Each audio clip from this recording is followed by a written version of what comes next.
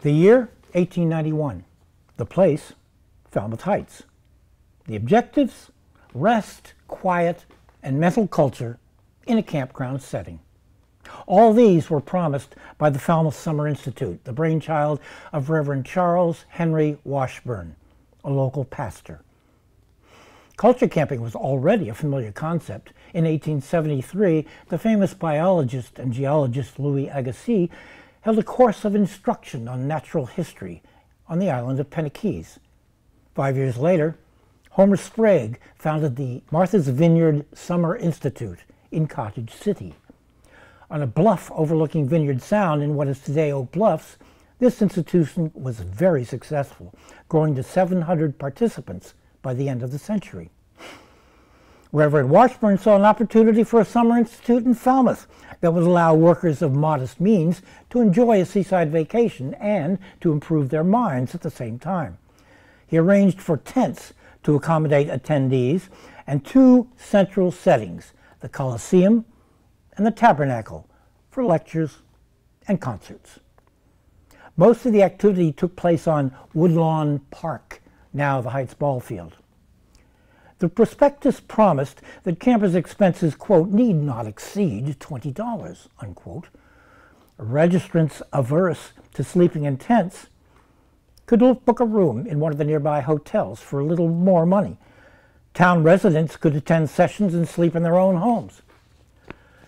Quote, the aim of the Institute, unquote, according to the prospectus, was, quote, to establish a Christian culture camp after the German pattern.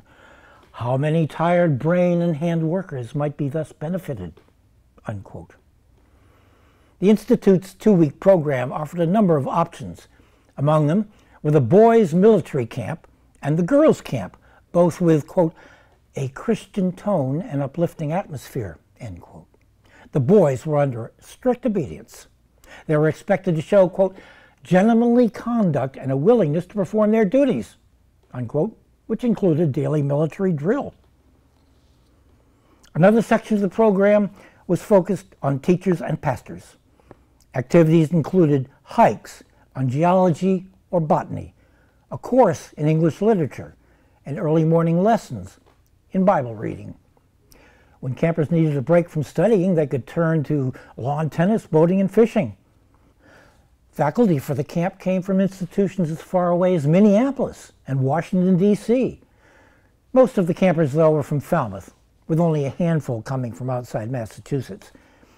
The renowned suffragist Lucy Stone was scheduled to speak, but may not have attended due to ill health. One highlight of the program came on Children's Day. Falmouth public school students donned costumes and paraded in a Mother Goose's March.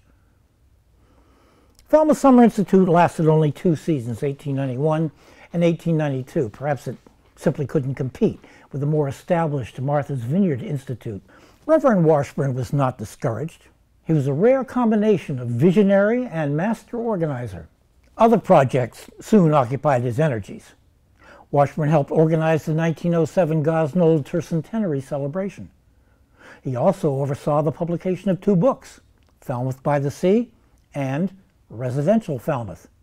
These are still frequently consulted for their insights into town life in the 1890s. A writer noted in the Enterprise in 1948 that, quote, no man ever worked so hard for the interests of the town and derived so little benefit himself as Mr. Washburn, unquote.